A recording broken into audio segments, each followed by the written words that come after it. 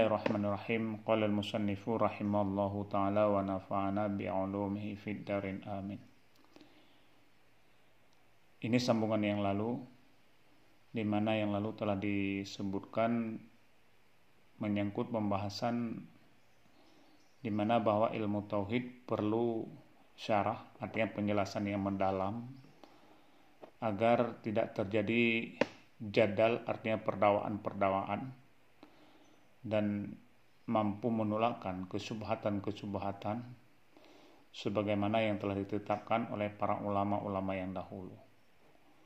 Maka sambungannya, wa khalatu tilkas subha bi kasiri minal qawa'idil falsafiyati qasadal mutaakhiruna daf'atil kasubhi. Wa khalatu, dan mencampur baur mereka itu tilkas subha, akan demikian kesubhatan-kesubhatan bikasirin, dengan kebanyakan minal qawaidil falsafiyati, daripada kaidah falsafiyah, daripada kaidah falsafah.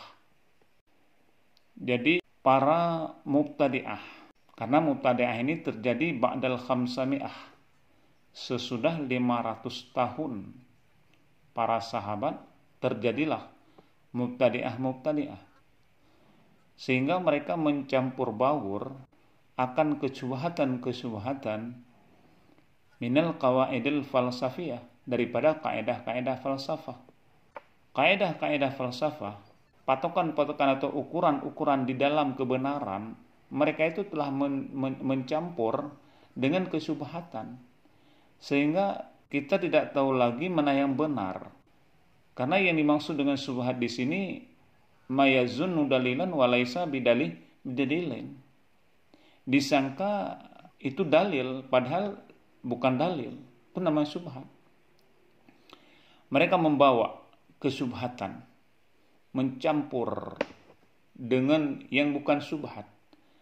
Maka terjadilah qawaid falsafiyah. Terjadilah kaidah-kaidah falsafah.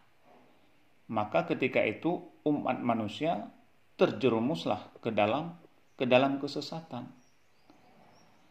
Ketika hal itu terjadi, mereka sudah mencampur kebenaran dengan kepalsuan, kesubhatan di dalam qawaid falsafiyah. Qasadal mutaakhiruna, mengkasat oleh mereka itu para ulama mutaakhirun. Ini ulama mutaakhirun termasuk Imam Abu Hasan al-Asy'ari dan Imam Abu Mansur al-Maturidi. Ini dua tokoh tauhid yang sangat populer. Membuat oleh mereka itu, mencita-cita oleh mereka itu berdua, yang merupakan Imam A'zam ketika itu, daf'atil kal subhi, akan menolak demikian kesubhatan. Karena orang-orang falsafiyah telah mencampur aduk akidah, kawaid tauhid, maka mutaakhirun dalam hal ini Imam Asy'ari dan juga Abu Mansur al-Maturidi tidak tinggal diam. Mereka mencita-cita, mengkasat, membuat akan mendafa demikian kesubhatan-kesubhatan tersebut. Fahtaju ila idrajiha fi kalamihim liyatamakkanu min raddiha. Maka berhajat mereka itu, para ulama mutakhirin, kemana berhajat? Ila idrajiha, kepada memasuknya qawaid fi kalamihim, di dalam perkataan-perkataan mereka itu, liyatamakkanu min raddiha, supaya kokoh, mampu, min raddiha, daripada menolaknya subhat-subhat tersebut. Sehingga kasat daripada ulama mutaakhirun, hajat mereka memasuklah kaidah-kaidah falsafiyah tersebut di dalam kalam-kalam mereka itu, agar liyatamakkanu, supaya kokoh, mampu mereka itu daripada menolaknya kawaid falsafiyah. dimasuklah kawain mereka itu dimasuk. Kemudian ditolak oleh mereka itu dengan dalil-dalil. Kesubhatan yang dilempar oleh mereka itu, yang sudah dikhallatu, yang sudah dicampur aduk dengan kawain falsafiyah dan kawain yang hak. Mereka Ahlussunnah wal Jamaah, yaitu al-mutaakhirun, memasukkan kaidah mereka ke dalam kalam-kalam, ke dalam catatan-catatan mereka itu untuk bisa menolak, dipelajari, kemudian ditolak, dia makuna, supaya kokoh untuk mampu menolak daripada kalam-kalam mereka itu, atau daripada kesesatan-kesesatan mereka itu. Maksudnya, fama adrajuha illa li ghardi muhimmin bihaisu la yab'adu mahul ujubu. Maka tidak dimasuknya kawain falsafah kecuali li ghardin, bagi tujuan, bagi maksud muhimmin, yang penting-penting, bihaisu dengan sekira-kira, la yab'adu mahul ujubu, yang tidak jauh besertanya memasuki oleh yang wajib-wajib. Jadi tidak jauh juga, agar tujuan daripada memasukkan kaedah-kaedah falsafiyah tersebut untuk tidak jauh menemukan yang wajib-wajib, yang hak oleh diketahui setiap orang yang belajar ilmu tauhid. Itu sangat penting, karena tujuan mereka itu untuk memasukkannya lighardin muhimmin, bagi maksud yang penting. Karena kalau tidak dimasukkan kawain falsafiyah, maka nantinya tidak akan ditemukan dalil dan tidak bisa kita menolakkannya. Maka dimasuklah kawain falsafiyah tersebut, la yab'adu ma'hul ujubu, yang tidak terlalu jauh besertanya oleh kewajiban-kewajiban. Karena sebenarnya ilmu tauhid itu dahulu-dahulu asal-asal itu mudah, sangat mudah memahaminya. Wa ilmu tauhidi fil asli kana sahlan. Adalah mempelajari ilmu tauhid pada asal-asal itu sangat mudah. Dulu mudah.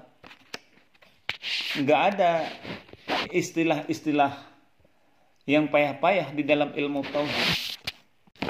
Tapi sekarang sesudah 500 tahun mereka sudah mencampur aduk.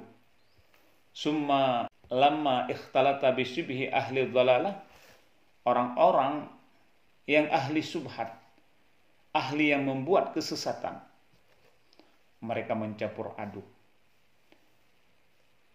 Disitulah bangkit dua imam besar, yaitu Abu Hasan al-Asy'ari dan Abu Mansur al-Maturidi. Mereka istaghala, berbimbang dengan menulis dan mendabit aturan-aturan ilmu tauhid yang benar. Makanya di awal-awal pada asalnya ilmu tauhid itu sangat mudah. Karena sahlan, sangat mudah. Setelah terjadi hal-hal yang keliru yang telah dicampur aduk oleh mereka-mereka mubtadi'ah, oleh mereka-mereka ahli kesesatan, maka ditadwinlah kaedah-kaedah ilmu tauhid agar bisa memilah dan memilih dan kokoh untuk menolak daripadanya kesesatan-kesesatan. Maka timbullah daripada istilah-istilah ilmu tauhid, ada istilah alam, ada istilah makhluk, ada istilah hadis hakiki, hadis majazi. Mungkin itu ada mungkin hal, mungkin sayujad, mungkin wujud ba'da adam, mungkin fi ilmillahi annahu lam yujad. Ada lagi istilahnya zat, ada sifat, arad, jirim, jisim. Banyaklah istilah-istilah ilmu tauhid. Itu merupakan tadwinnya ulama besar kita, yaitu Abu Hasan al-Asy'ari dan Abu Mansur Al-Maturidi. Agar dengan ada kaidah-kaidah tersebut, dengan ada istilah-istilah tersebut, maka mampu kuat kita untuk menolak, bisa membandingkan mana yang benar dan mana yang subhat, mana yang batil. Maka dibuatlah kaidah-kaidah daripada ilmu tauhid. Khilafan, hal keadaan khilaf liman syana'a alaihim fi zalika. Ada juga sebahagian ulama khilaf, tidak sependapat untuk membuat suatu kaidah ilmu yang benar agar kokoh daripada menolaknya kesubhatan. Ada juga yang khilaf. Bahkan mereka itu liman syana'a, mencela atas mereka itu ulama mutaakhiri fi zalika pada demikian mentadwin ataupun bermaksud untuk mewujudkan ilmu tauhid yang benar, menolak mereka itu. Sebab kalau ilmu tauhid terjadinya pertentangan itu sangat parah, karena ilmu tauhid adalah ilmu tahqiq. Kalau ilmu fikih itu ilmu zanniyah. Coba kita lihat, ulama-ulama ilmu fikih itu banyak sekali. Tapi kalau ulama tauhid itu bisa kita hitung dengan anak jari. Cuma yang populer hanya Imam Abu Hasan Al-Asy'ari dengan Imam Abu Mansur Al-Maturidi. Mereka lah yang mempelopori tentang ilmu tauhid yang sebenar-benarnya, menolak kesubhatan-kesubhatan, menegakkan kebenaran, membuat kaidah-kaidah, istilah-istilah di dalam belajar ilmu tauhid. Selanjutnya, wa qadif tarakat ummatu salasan wa sab'ina firqatan. Dan sungguh telah bercerailah umat akan 3 dan 70 firqatan. Apa ia 3 dan 70 firqatan firqah? Dan umat sebagaimana ini merupakan juga hadis akan bercerai, berpecah belah menjadi 73 firqah, 73 golongan. Minhum, sebahagian daripada mereka 73, firqatun najiyah, itu satu firqah yang lepas. Artinya yang bebas daripada api neraka. Ini sebagaimana yang disebutkan oleh Rasulullah SAW, wahiyallati ala makana alaihin nabiyyu sallallahu alaihi wasallam wa ashabihi. Yang satu itu yaitu wahiyallati allati ala makana alaihin nabi, atas barang yang ada atasnya yang satu itu nabi, wa ashabihi, dan sahabat-sahabatnya nabi. Yang satu wa isnatani wa sab'una finnar, dan 2 dan 70, artinya 72 itu di dalam api neraka. Inilah yang disebut di dalam hadis, karena hadis ini banyak yang riwayat. Kalau riwayat Imam At-Tabrani bukan ala makana alaihin nabi sallallahu alaihi wasallam wa ashabi, langsung Ahlussunnah wal Jamaah Rasul menyebutnya. Kama fil hadis, sebagaimana yang disebutkan di dalam hadis. Iftaraqatil umamu sabiqatu ala isnataini wa sab'una firqatun. Terpecahlah umat yang lalu. Umat yang lalu terpecah. Umat yang lalu di sini, umat yang dahulu yaitu Yahudi dan Nasara.